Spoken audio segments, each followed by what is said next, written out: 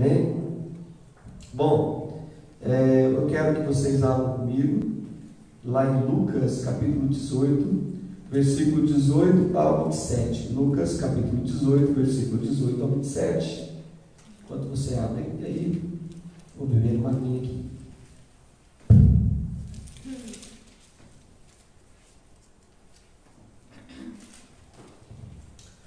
Os que estão aqui no templo comigo, por favor, coloquem-se de pé. Os irmãos que estão aqui conosco. Lucas capítulo 18, aqueles que puderem, por favor, fiquem de pé. Versículo 18 ao versículo 27. Lucas capítulo 18, 18 ao 27.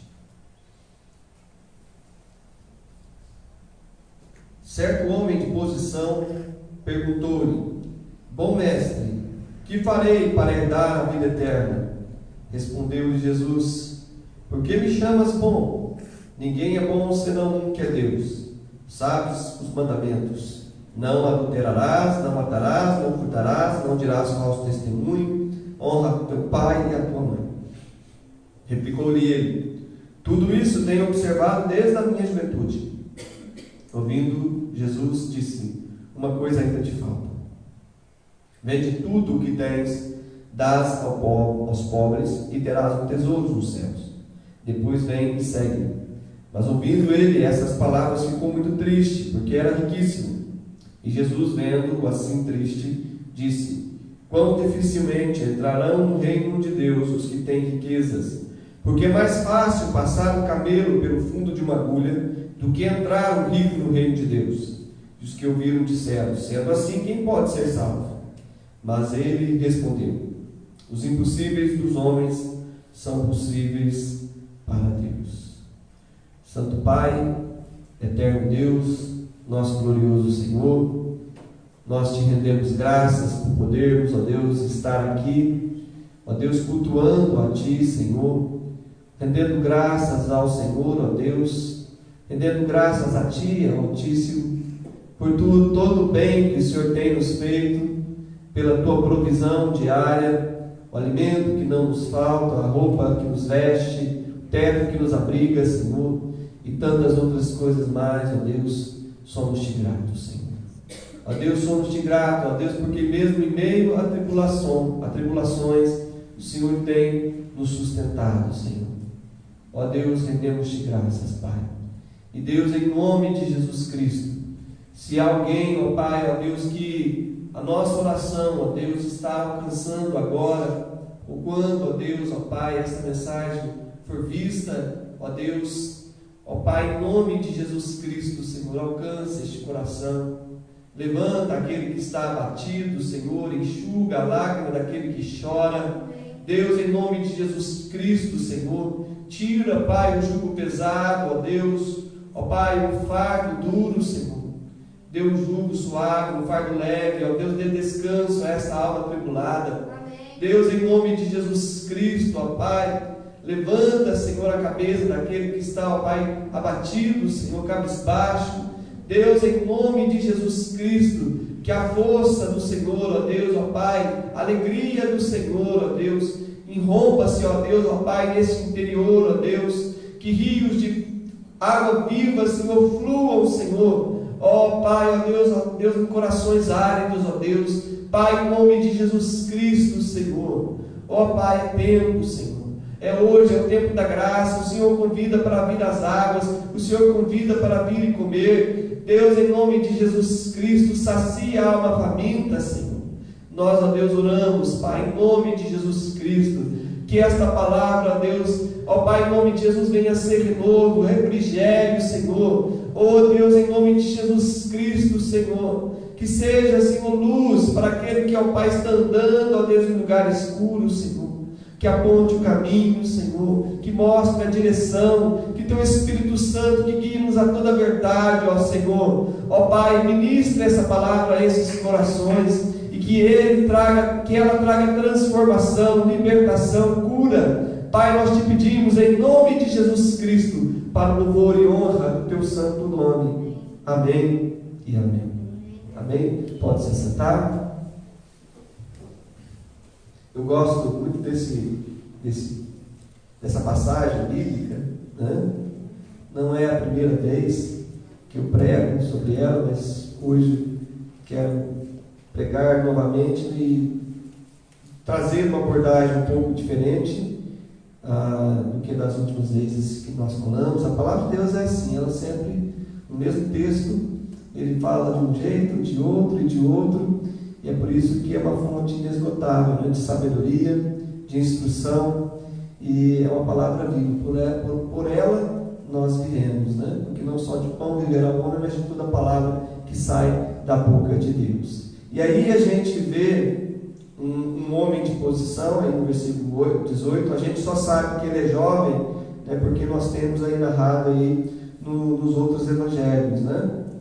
E então a mesma passagem narrada aí nos outros evangelhos. E não somente isso, mas que ele é rico, né? Isso todos os três textos, né, trazem também aí o fato de que esse homem, esse jovem, né, era rico.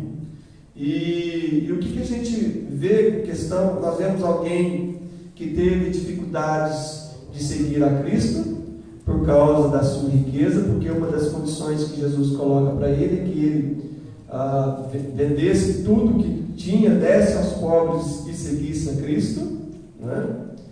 E ele, infelizmente, né, não queria abrir mão das suas riquezas, né?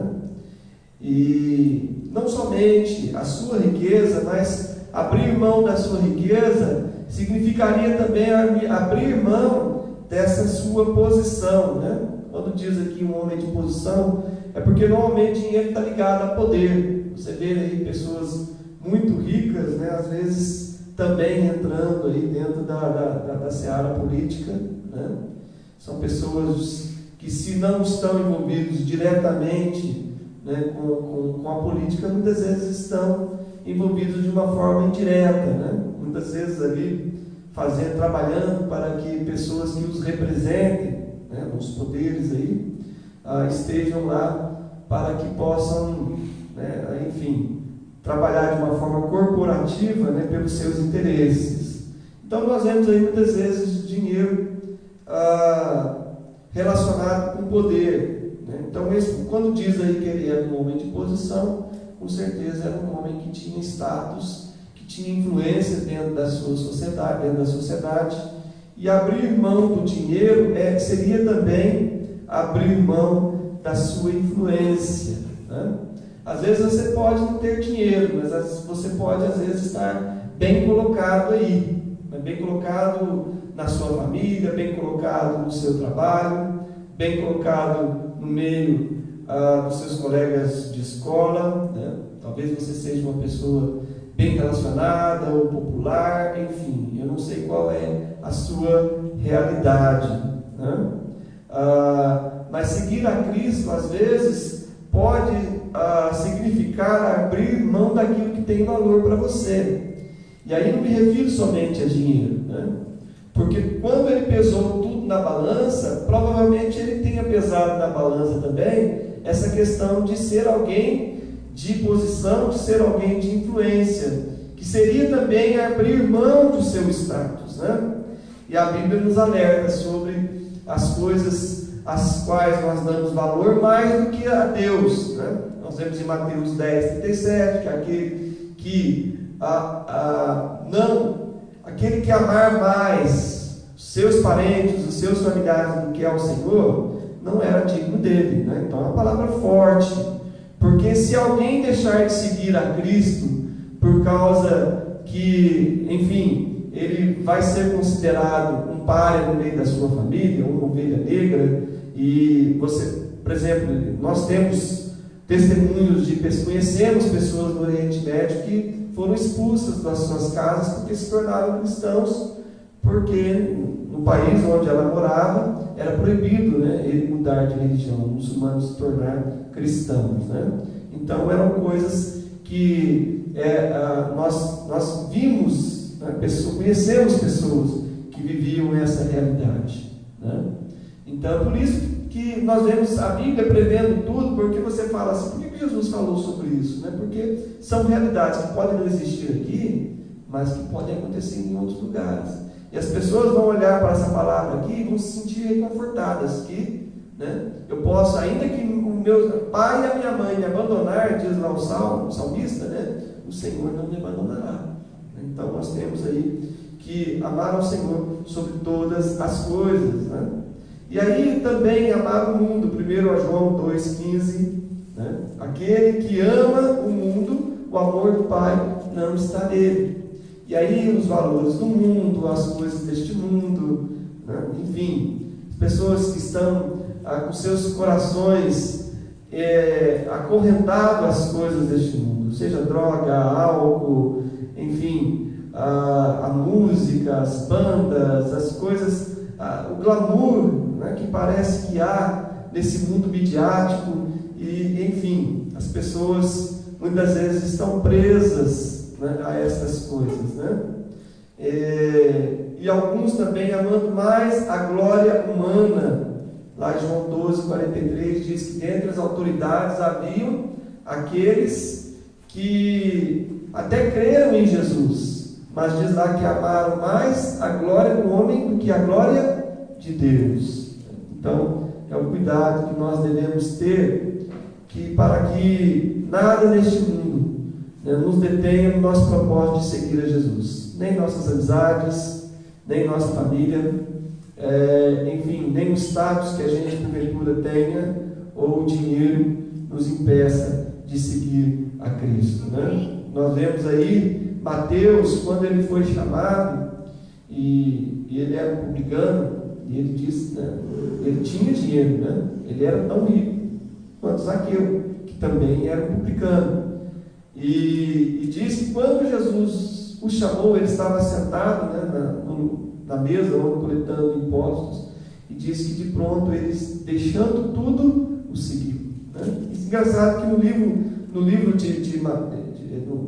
Evangelho de Mateus ele não fala sobre isso, né? Foi Lucas quem narra isso, né? Lá em Lucas 5:28, mas Mateus tomou cuidado de dizer que, embora não tendo muito, né, Pedro, Tiago, João, quando foram chamados por Jesus para se tornar pescadores de homens, né, e diz lá, Mateus simplesmente narra, e eles deixando tudo, quer dizer, deixando o barco, as redes, né, conseguiram também. Era a fonte de sustento deles, né, embora eles não fossem ricos. Então, eles viveram para confiar que Deus estaria com eles e os supriria naquele tempo em que eles estariam aí fazendo uma espécie de seminário junto com Jesus, né? Então, assim fizeram os discípulos que deixaram tudo e seguiram a Cristo. E parece às vezes que é difícil fazer essas escolhas, né? Abandonar alguma coisa que nós sentimos que tem atrapalhado o nosso relacionamento com Deus, né? Mas pode ter certeza que vai ser mais difícil encarar a Cristo no dia do juízo do que a dificuldade que nós temos tido hoje, né, de colocar nas mãos do Senhor aquilo que Ele tem pedido para nós como sacrifício, né? Um sacrifício de louvor. Porque Ele diz que aquele que se envergonhar de mim nesta geração, né, e quando eu vier na glória do meu Pai juntamente com os anjos, eu me envergonharei, né, diante do meu Pai. Então, é melhor nós fazermos a escolha que precisamos fazer, né, a escolha mais importante que devemos fazer nesta vida, do que protelar por causa de medo, vergonha, recalque, enfim, constrangimento, seja lá o que isso for te produzir na sua vida, né? Então faça, porque todo aquele que for perseguido ou caluniado por amor de Jesus, né, a Bíblia diz que para ele é um grande galardão.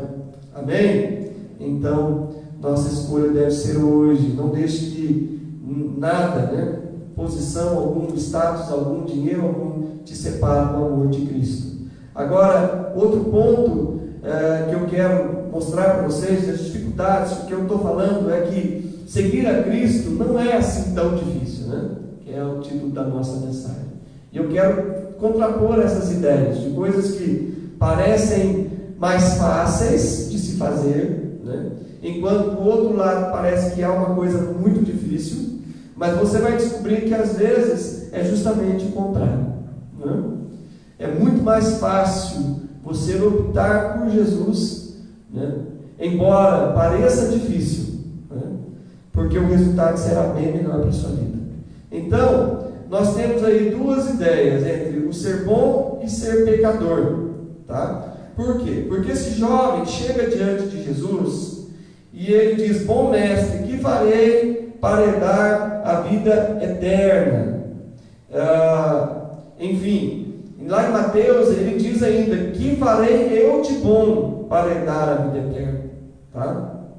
Agora, quando ele vira para Jesus e diz e chama Jesus de bom mestre, né?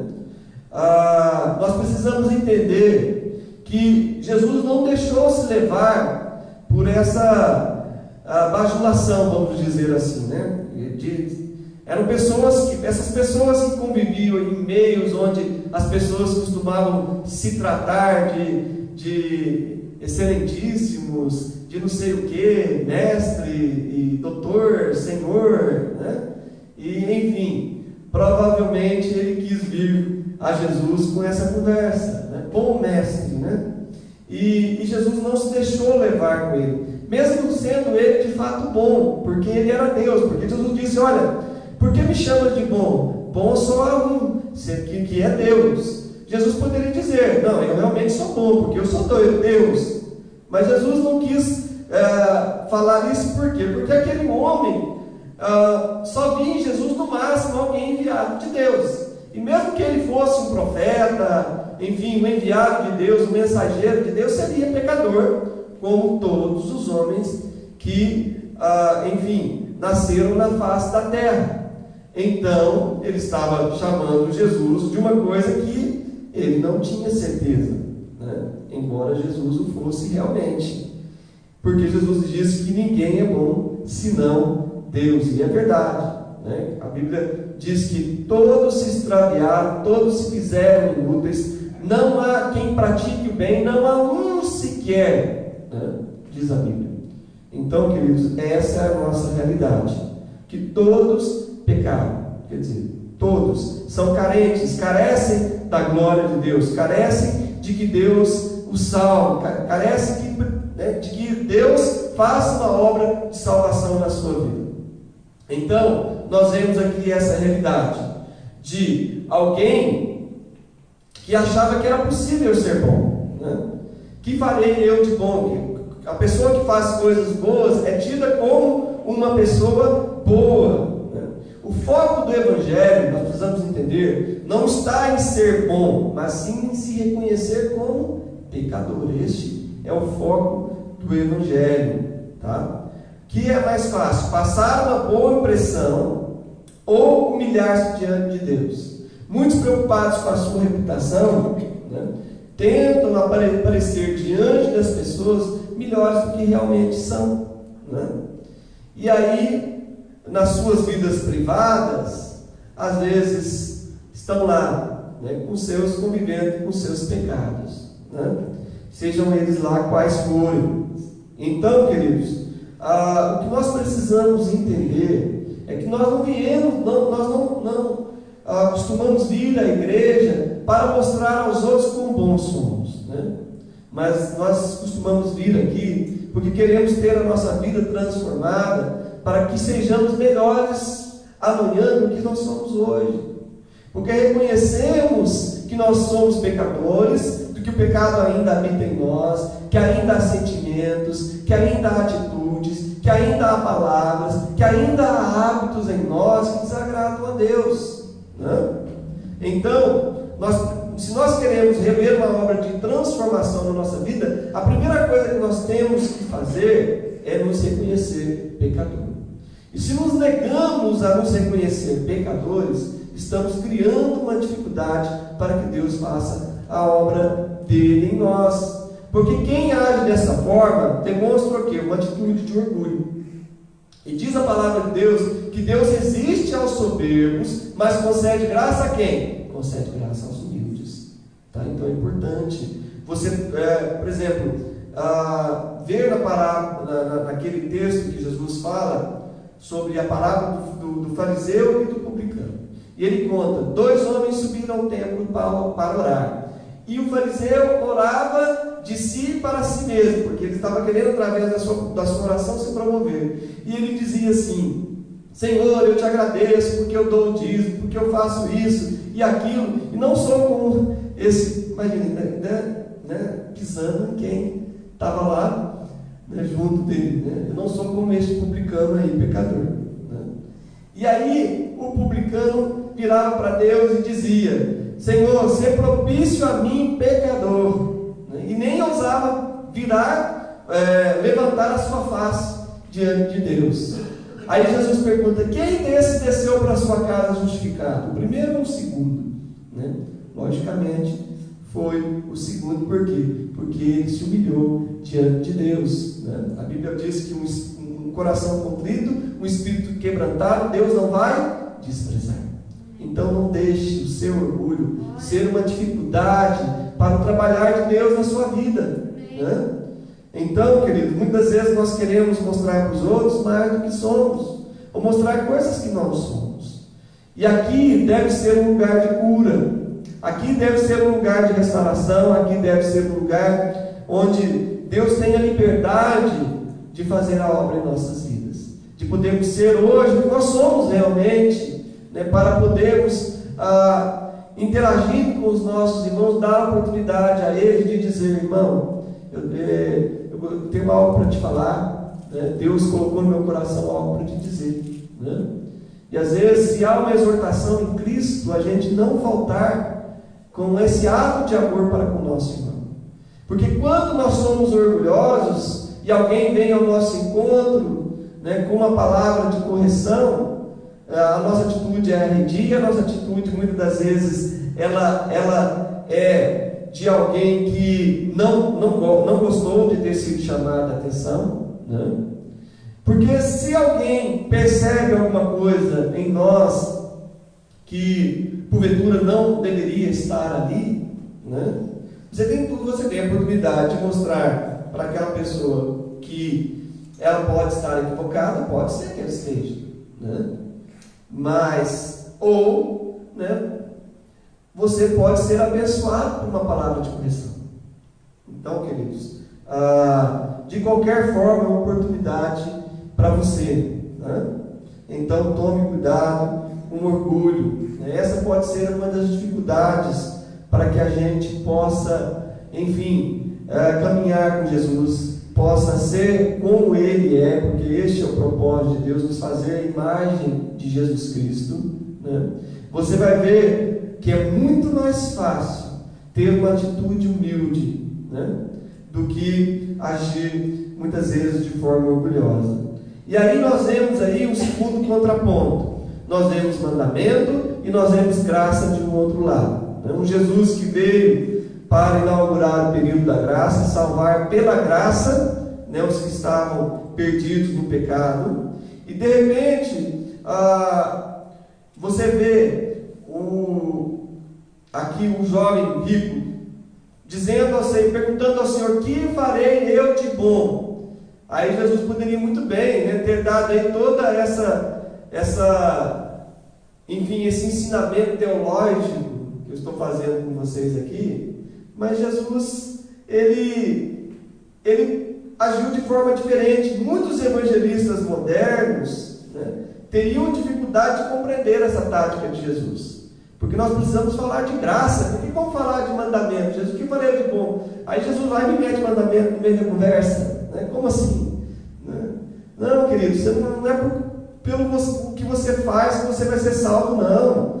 Você precisa me aceitar, você precisa me receber na sua vida, porque pela graça você é salvo. Enfim, eu poderia usar todos esses argumentos, porque nós sabemos, nós estamos careca de saber que pela graça sois salvos.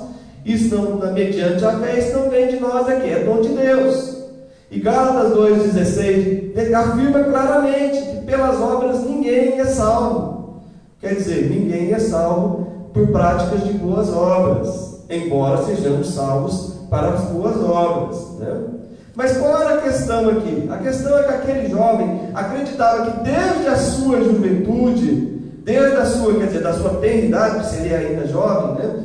Jovenzinho, eu imagino alguém que tenha sido criado em casa ali, já lendo a Torá, fazendo aqueles, né, todos aqueles rituais, assim como nós já vimos muçulmanos, crianças muçulmanas com um negocinho na cabeça, com aquele, né, eles vestem uma jilaba, né, que é tipo um vestido, e aí vai para a mesquita, levando o tapetinho debaixo do braço, né, e já vai aprendendo com o pai a fazer todas aqueles rituais, porque tem todo um ritual, né? Para de pé, depois abaixa, depois ajoelha, depois se prostra, aí levanta de novo, né? Enfim, pessoas que foram ensinadas dentro da religião desde que eram pequenas, né? Então aquele jovem precisava ser confrontado com uma verdade. Qual é a verdade? Tá?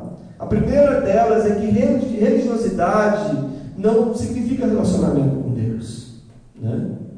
E ele era com certeza alguém religioso, porque ele disse: eu guardo esses mandamentos desde que eu sou bem pequeno, né? E aí diz, o texto de Lucas não diz, Jesus é que fala para ele que uma coisa te falta, mas Jesus só falou que uma coisa lhe faltava porque ele havia dito que me falta ainda. Ele demonstrou claramente que a vida de guarda de mandamentos que ele tinha não estava trazendo satisfação pessoal para a vida dele, entende? Ele estava sentindo, tem alguma coisa errada. Eu não me sinto pleno diante de Deus. Eu não me sinto salvo. Porque embora praticando obras, guardando os mandamentos, alguma coisa me falta ainda. Então esse era o sentimento dele. Olha, ser religioso parece difícil, né? Porque pessoas que são religiosas são aquelas pessoas que estão sempre na igreja, e meio que qualquer tipo de religioso, na mesquita, né, ou na igreja católica, pessoas que dentro da sua religião, né, fazem o que precisam fazer, acende vela, faz novena, só paga promessa, sobe escada de joelho. Aí vai o muçulmano, ele ora 5 vezes ao dia, vai na mesquita, toda sexta-feira está lá na mesquita, que é o dia, né, seria o domingo deles, né? E aí ele, durante o Ramadã, ele faz o jejum, ele, enfim, né, vai a Meca se tem condições de ir, faz o que for preciso, né? E uma coisa que achei interessante nas pessoas que nós conhecemos, principalmente o pai de uma das famílias, né, é que ele não entendia esse conceito de amor, porque Allah é um Deus muito rígido, né? Um Deus que exige que seus mandamentos sejam cumpridos, que enfim, os seus rituais sejam feitos, mas não existe esse negócio aí, Alazinho, né? Essas coisas que nós temos, né? Diabo, chamar Deus de Abba, que é pai, né? Tanto é que tem um livro de uma muçulmana que se converteu, atrevi-me a chamar de pai. Por quê? Porque no islamismo Deus tem 99 nomes, mas não tem amor, não tem pai, né? Então você vê aí que não existe esse relacionamento de amor. E uma das coisas, quando nós nos revelamos cristão para esse Senhor, né, nós falamos assim: nós vamos na igreja, nós servimos a Deus, enfim, é porque nós amamos a Deus. Ele falou: o que é esse negócio? Nós fazemos isso porque a gente tem medo de ir para o inferno, porque a gente tem medo de ser enviado, né, para o inferno. E se não cumprir o que Deus manda, o que Allah manda, a gente vai para o inferno, né? E ele achou estranho esse conceito. Ele falou: vocês são diferentes, tá vendo? E Deus já estava trabalhando na vida dele. Mas vocês falam que vão para a igreja, serve a Deus e leem a Bíblia porque ama a Deus, né? Enfim, por quê? Porque religiosidade não significa relacionamento. O vazio continua quando não há atos produzidos por amor, né? Você vê, como eu disse semana passada, quando falando sobre alegria, né? Quando eu disse que o salmista dizia, para ele não era nada difícil ir à igreja, porque ele diz: alegrei-me quando me disseram, vamos à casa do Senhor. Porque para ele é o momento do dia alegre, para ele rever os irmãos, estar na casa de Deus, ouvindo a palavra, louvando ao Senhor, era algo que fazia bem. Agora, para quem coloca nisso um motivo, né, para um desencargo de consciência, hoje eu já bati meu cartão com Deus, né? Pessoa que estou usando a linguagem de gente que vai para a sua empresa, lá bate o cartão, bom, já bati meu cartão. Né? Deus não quer esse tipo de relacionamento. Né? O cristianismo se torna mais fácil quando é fruto de um relacionamento de amor. Você vê quando Jesus, aquela passagem onde nós vemos Jesus comendo na casa de Simão, e ali entra uma prostituta, né, e ela vem, joga um perfume nos pés de Jesus, enxuga com seus cabelos, chora diante dos pés de Jesus, e aquele homem começa, né, consigo mesmo dizendo, se esse cara fosse profeta realmente, ele saberia quem é essa mulher que está fazendo isso com ele. E Jesus diz para ele, olha, pois então, Simão, eu cheguei na sua casa, né? Primeiro Jesus conta uma parábola de dois homens que deviam, né? Um devia uma grande quantidade de dinheiro a uma pessoa e o outro devia bem menos a outra pessoa, e aquele homem que tinha, né, esses débitos, perdoou os seus dois, né? Tinha esses créditos, né, aliás, perdoou esses dois devedores, né? E aí Jesus pergunta, quem que vai amar mais? Será que vai ser o que foi pouco perdoado ou o que foi muito perdoado? Esse irmão diz, o que foi muito perdoado. Então, essa mulher aqui, desde que eu cheguei aqui na sua casa, você não deu água para lavar os pés, né? Jesus vai citando as coisas que ele não fez, né? Enfim, que era de costume fazer com pessoas que estavam visitando a sua casa. Quer dizer, aquele homem não estava lá dando muita confiança a Jesus. Né? Enquanto aquela mulher, Jesus disse, agora desde que eu cheguei aqui, essa mulher, né, não para de jogar perfume sobre os meus pés e limpar com seus próprios cabelos. Né? A quem muito é perdoado, né, essa pessoa mais amor vai demonstrar. Agora, não que Simão não tivesse pecado, a questão é que você é confrontado com o seu pecado e reconhece em sua vida. Aquele que não reconhece pecado, porque acha que a sua vida de religião é satisfatória, né? Que bom, eu não mato, não roubo, não faço isso, não faço aquilo outro, e muitas vezes não enxerga, né, aqueles pecados, pecado aqui, pecadinho ali, pecadinho acolá, né, e que às vezes está minando o seu relacionamento com Deus, que às vezes nem existe. Por quê? Porque está satisfazendo com uma vida religiosa. Mas no fundo, quando para mesmo, sabe que alguma coisa está faltando. E vai dizer, o que me falta, hein? O que está me faltando? Né? Falta caminhar mais para perto de Jesus, falta segui-lo mais de perto. Né? Então, não deixe que a religiosidade, né, se transforme em um obstáculo a um compromisso mais íntimo, mais de perto com o Senhor. Nós estamos falando sobre dificuldades, né? E aí, queridos, chegamos aí ao cerne dessa questão de mandamento de graça, que é os mandamentos da lei e os mandamentos de Cristo. Porque aquele jovem, ao recusar-se seguir a Cristo, ele se descobre o quê? Ele se descobre pecador. Ele falou, não tenho condição de seguir. Se essa é a condição para mim segui-lo, né? Então eu não tenho condições. Aí ele viu o quê? Que ele amava mais o dinheiro. Aí por isso que ele ficou triste, porque ele não tinha a noção exata de quem ele era. Por isso Jesus precisou falar primeiro do quê? Precisou falar da lei. Como é que você vai chamar alguém para receber a Jesus, para se arrepender dos seus pecados, se ela não reconhece seus pecados? Você entende? Por isso que o plano de salvação, quando você vai evangelizar alguém, você tem que falar o plano, você tem que falar do plano de salvação. Você não pode passar logo para o terceiro ponto, aceite Jesus Cristo como Salvador da sua vida, né? Sem falar primeiro que Deus o ama, né? E tem um plano para a sua vida, né? O homem pecador não pode provar esse plano de Deus para a sua vida. Isso aqui tem que ficar claro, que o homem é pecador. E aí sim você vai para o terceiro ponto, Jesus Cristo é a solução para o pecado do homem, tá? Então é necessário entender isso daí, né? Os princípios das quais nós chamamos de 4 princípios espirituais, 4 leis espirituais, enfim. É importante você fazer entender. Eu lembro, eu li um livro missionário. O missionário chegou no seu país e descobriu que a sua tia tinha se convertido. Ele ficou alegre, que bênção, ela está na igreja agora. né? E aí foi lá conversar com ela e disse: tia, como é que foi esse negócio da senhora quando a senhora se reconheceu pecadora? Ah, para quê? A mulher ficou uma fera. Que pecadora o quê? Você está achando que eu vivi uma vida muito, sei lá, como assim, fazendo coisas que, né? Não é pecadora não, eu só gostei da igreja e comecei a frequentar. Está cheio de gente assim, né? Gosta de crer, gostei disso aqui, né? Isso aqui é legal, esse linguajar aqui, essas musiquinhas aqui, né? Esse povo é legal, né?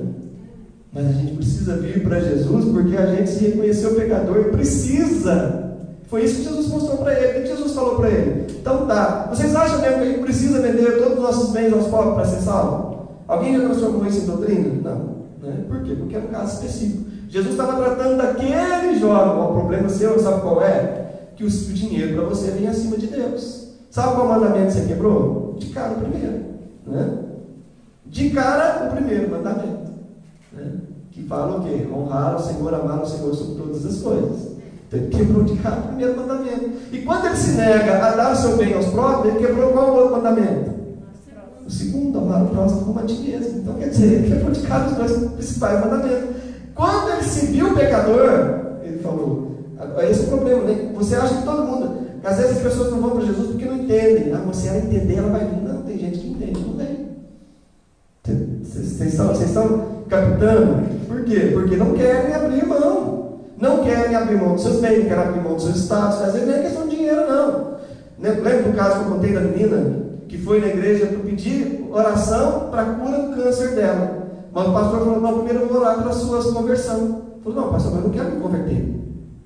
Eu não quero abandonar minha vida de balada, de amizade com meus amigos. Ela sabia que se ela fosse para a igreja, se ela fosse servir a Jesus, né? E olha que era uma igreja dessas moderninhas, né? Que tem quase tudo, né? Que jovem gosta. Mas mesmo assim ela sabia que não adiantava. Porque ser cristão, mesmo sendo, né, uma igreja dessas, né, mais moderninhas, você tem que ser crente de verdade, né? Então, queridos, a questão é abrir mão, né, para seguir a Cristo. Ele achou mais fácil continuar na sua vida, agora sabedor de que ele era pecador, né, e ter que conviver com isso, do que abandonar tudo, como fizeram os discípulos, como fizeram Mateus, né, para seguir a Cristo, né? Então, há muitas pessoas que preferem, né, a seguir a Cristo através dos rituais, né? Deixa eu manter aqui a aparência de crente. Se para ser crente é só eu falar desse jeito, ter essa postura, parecer, não, isso é fácil de fazer, né? Mas muitos têm encontrado dificuldade de seguir a Cristo sem o calor do seu amor que movimenta a maquinária da vida, sabe? Sabe o que faz, o que traz a facilidade de seguir a Cristo? Que muitos têm encontrado dificuldade até dentro da igreja, porque muitas vezes mas ele quer ainda, porque diz a palavra de Deus que esse povo se aproxima de mim, né, com seus lábios, mas seus corações estão longe de mim. Por quê? Porque a máquina está emperrada, sabe? Ela não é movimentada com o óleo do amor, né, que é derramado nos nossos corações pelo Espírito Santo. Porque seguir a Cristo, os mandamentos de Cristo não eram para ser fardo para nós, não deveriam representar dificuldade para nós, nem para o povo do Velho Testamento. Vocês sabiam disso? Aquela lei não deveria ser difícil nem para o povo do Velho Testamento, porque se você percebe pessoas que amavam a Deus realmente, né, Deuteronômio capítulo 30, 11 a 14, olha só que palavra interessante para um tempo onde a gente imaginava lei, só ritual, né? E aí você percebe graça permeando muitas coisas no Velho Testamento também. É que às vezes a gente não tem esse olhar clínico. Olha o versículo 11 do capítulo 30. Porque este mandamento que hoje te ordeno não é demasiadamente difícil, nem está longe de ti. Não está nos céus para dizeres quem subirá por nós aos céus, que não o traga e não o faça ouvir, para que o cumpramos. Nem está além do mar para dizeres quem passará por nós além do mar, para que não o traga e não o faça ouvir, para que o cumpramos. Pois esta palavra está muito perto de ti, na tua boca e no teu coração para cumprir. Sabe qual é o segredo? O segredo está aí no versículo 10. Se deres ouvidos à voz do Senhor teu Deus, guardando os seus mandamentos, seus estatutos, escritos neste livro da lei, se te converteres ao Senhor teu Deus de todo o teu coração, de toda a tua alma. Quando a alma volta para Deus de todo o coração, de toda a alma, né, não há dificuldade. Mas esse negócio é muito difícil, está muito alto, é inatingível, está além do mar, quer dizer, intransponível, né? Não dá, isso não dá para a gente cumprir, né? Mas quem ama a Deus não encontra dificuldade em servir a Deus, né? E esse jovem encontrou no status, na posição, na religiosidade, em tudo mais, né, as suas barreiras que ele considerou difíceis de transpor para servir a Cristo. O mandamento de Cristo, queridos, é o quê? Que nós nos amemos a Deus, né? Novo mandamento nos dou, que que ameis uns aos outros como eu vos amei. Foi isso que Jesus disse, né? E a lei se resume o quê? Se resume no amor. Porque quando eu consigo amar meu próximo realmente, né, isso pode ter certeza que você não consegue fazer sem o amor de Deus na sua vida, né? Porque Paulo diz que o cumprimento da lei se resume no amor. Porque quando eu amo o meu próximo, eu não vou falar mal dele, né? Eu não vou jurar falso, eu não vou sentir inveja daquilo que ele tem, né? Enfim, eu vou honrar meu pai, minha mãe, porque ele vai ser o pai para vão ser as pessoas mais próximas de mim, né? Enfim, vou cumprir todos os mandamentos. Por quê? Porque eu amo a Deus, e amando a Deus eu consigo amar também ao meu próximo. E muitas vezes amar ao próximo é prova, né, de amar a Deus, né? Como alguém diz amar a Deus se não ama o seu próximo, né? Não é aquilo que João diz. Então, o mandamento de Cristo não é para ser pesado, né? Então, queridos, um outro ponto da dificuldade que alguns têm, né, e esse é bem notório, né, no texto. Talvez se eu tivesse de perguntar para vocês, sem que vocês terem que analisar muito, mas é necessário trazer, porque o texto enfatiza, né, que é a questão da dependência das coisas deste mundo e dependência de Cristo, né? Depender de Cristo parece mais difícil, porque envolve o exercício da fé, porque envolve muitas vezes dar passos, né, de fé, dizer que algo vai acontecer sem ainda estar presente aquilo, né?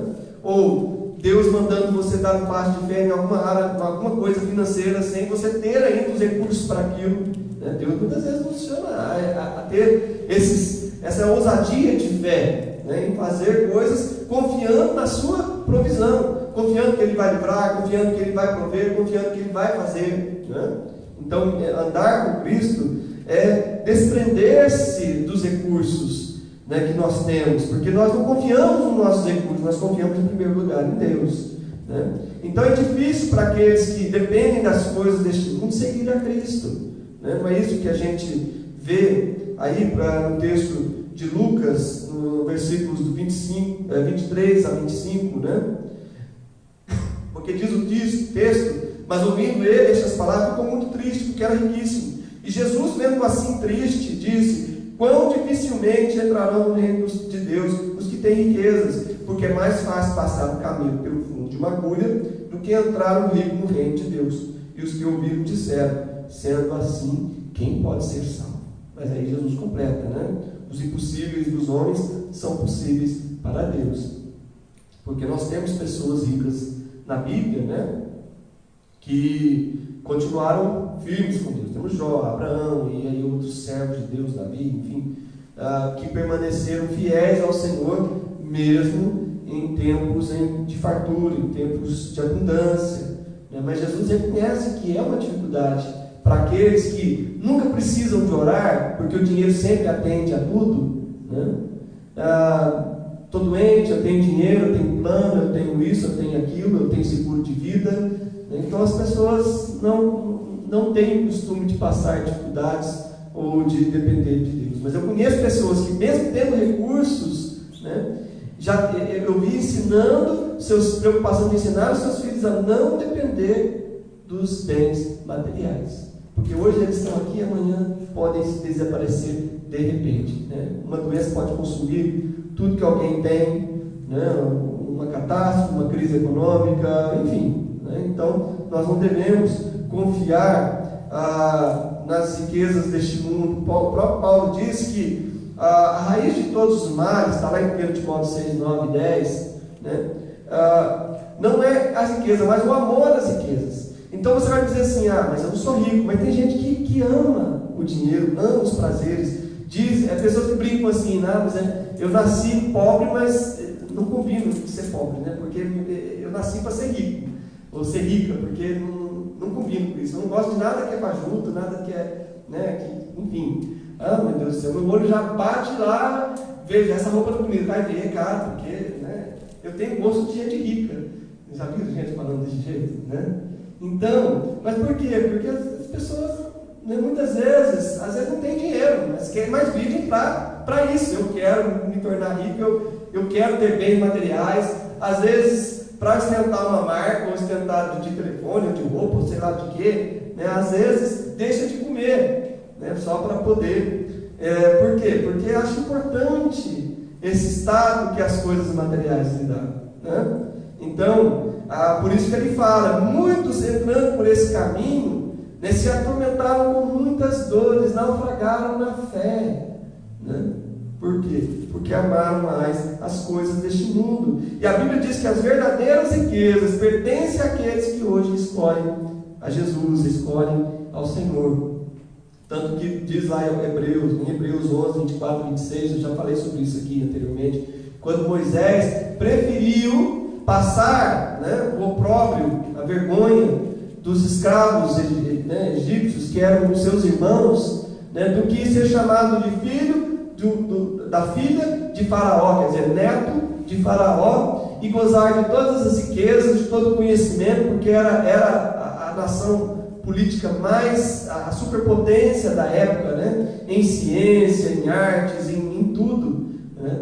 Mas Moisés preferiu, né, estar junto com os seus, sofrer junto com eles, né, vagar com eles pelo deserto, enfim, porque ele tinha em sua mente o galardão, as riquezas de Cristo superiores àquelas que ele tinha no Egito, diz o texto, né?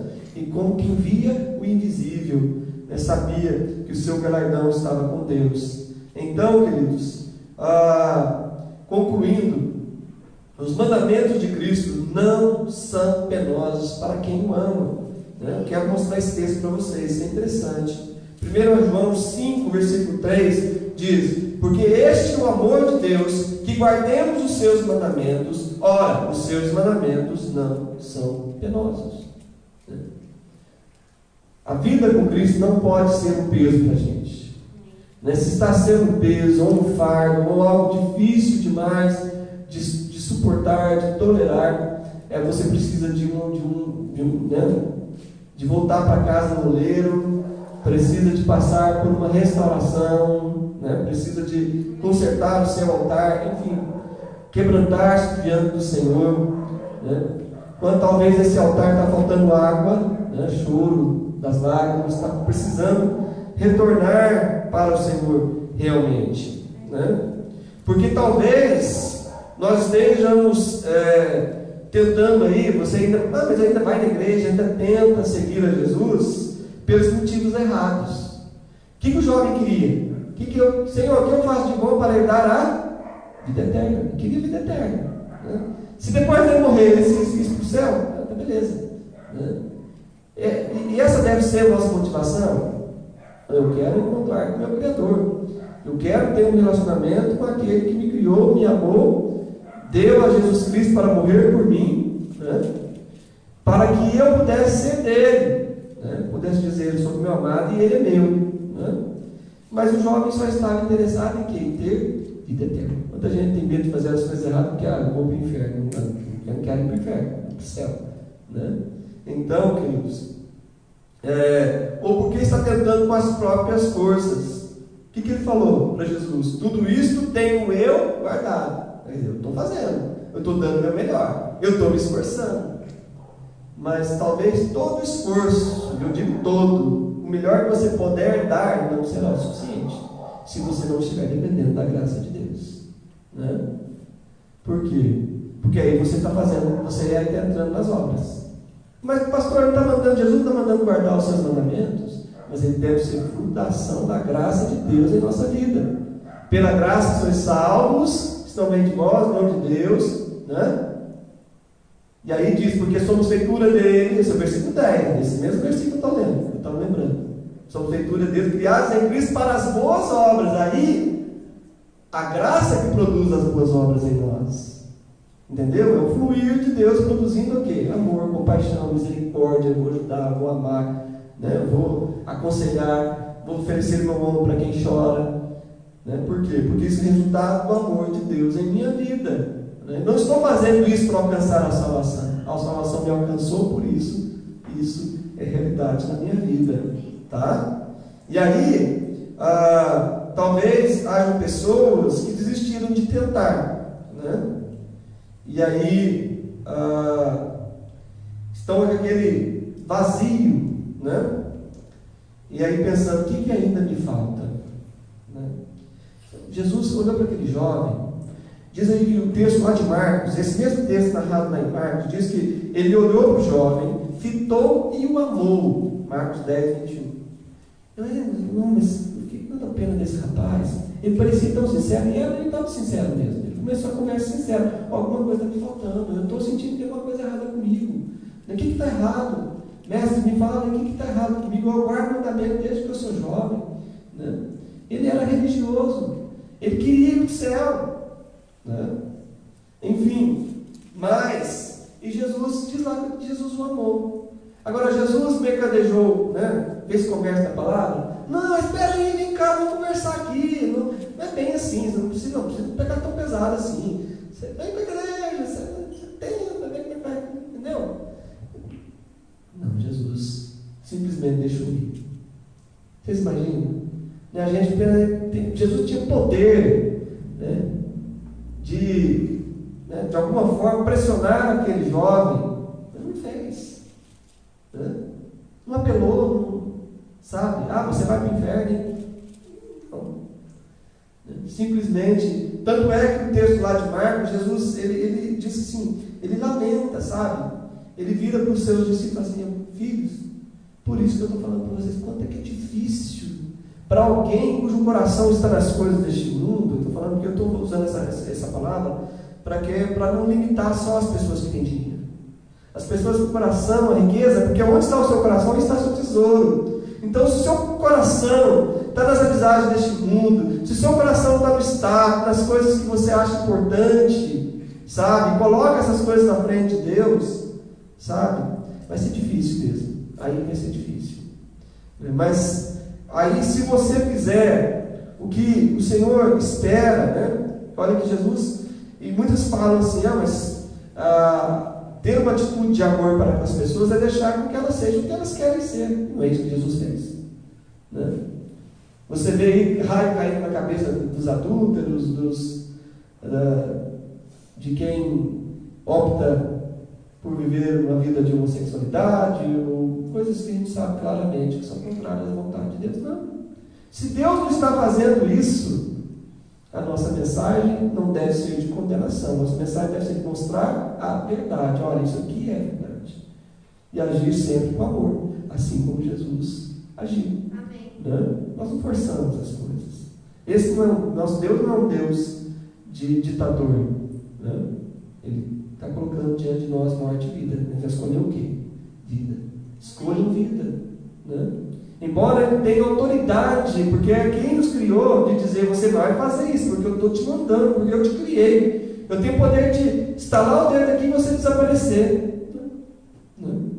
Então, queridos, nós devemos entender que isso também, deixar as pessoas viverem a vida que elas querem, também prova o seu amor por elas, né? Embora não seja a vida que as pessoas querem, muitas vezes não seja aquela que Deus quer para elas, tá? Então, se para você está sendo difícil, está cansado, né, de continuar tentando sozinho, ouça essas palavras. A gente até cantou elas hoje, né? Mateus 11, 28 a 30, eu encerro com isso, Mateus 11, 28 a 30. Diz aí: vinde a mim todos que estáis cansados, sobrecarregados, e eu vos aliviarei. Tomai sobre vós o meu jugo e aprendei de mim, porque sou manso e humilde de coração, e achareis descanso para a vossa alma, porque o meu jugo é suave e o fardo é leve. Glória a Deus. Fardo do cristão tem que ser suave, jugo tem que ser leve. Na verdade, o que Jesus quer é que você tire o seu jugo de sobre você. Se essa vida cristã para você tem sido pesada, difícil, insuportável, então talvez você esteja sendo um mero religioso que está tentando alcançar o favor de Deus através dos seus próprios méritos. Então venha Jesus, lance sobre ele o seu fardo pesado, o seu jugo duro, porque o fardo de Jesus é leve. Amém? O seu jugo é suave.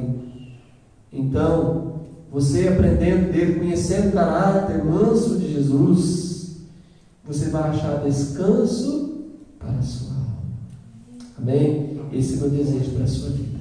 Se você deseja entregar a sua vida a Jesus Cristo, você que está nos ouvindo aqui, vai ouvir, talvez venha ouvir essa mensagem, coloque a sua vida nas mãos do Senhor. Se esse tem sido o retrato da sua vida, eu sou uma pessoa religiosa, mas alguma coisa me falta ainda. Estou vazio ainda por dentro, embora tenha tentado alcançar com meus próprios esforços o favor de Deus. Não é assim. Jesus já fez todo o esforço por você na cruz do Calvário. Então, querido, o que Jesus quer é que você reconheça o seu pecado e o aceite como Senhor e Salvador da sua vida. Amém? A Bíblia diz que todos quanto receberam Deus e poder de serem feitos filhos de Deus. Aí você passa a gozar desse relacionamento com Deus de pai e filho. Se você não tem isso, é mais um indício de que você precisa entregar a sua vida nas mãos do Senhor Jesus. Amém? Se esse é o reflexo do seu desejo do seu coração, eu gostaria de fazer uma pequena oração pela sua vida. Amém? Senhor Deus Todo-Poderoso, eu reconheço o meu pecado, eu confesso a Ti a minha tentativa de agradar, de tentar, através da religião, achar paz para a minha alma, mas reconheço que tenho falhado miseravelmente. Perdoa os meus pecados, os meus sentimentos ruins, minha indisposição, o meu mau humor, a minha falta de fé. Deus, salva a minha vida, entra no meu coração, que o Teu Santo Espírito faça de mim uma nova criatura.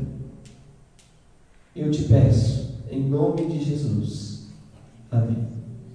Pai Santo, abençoa agora todos que nos ouviram, que mesmo sendo cristãos, ó Deus, como os Gálatas têm tentado aperfeiçoar, ó Deus, na carne, através dos seus próprios esforços, não tem mais sentido os vivos de alegria, não tem gozado da alegria da salvação, não tem, ó Deus, bebido vinho novo, ó Pai, não tem tido, Senhor, ó Pai, óleo, ó Pai, da alegria sobre suas cabeças.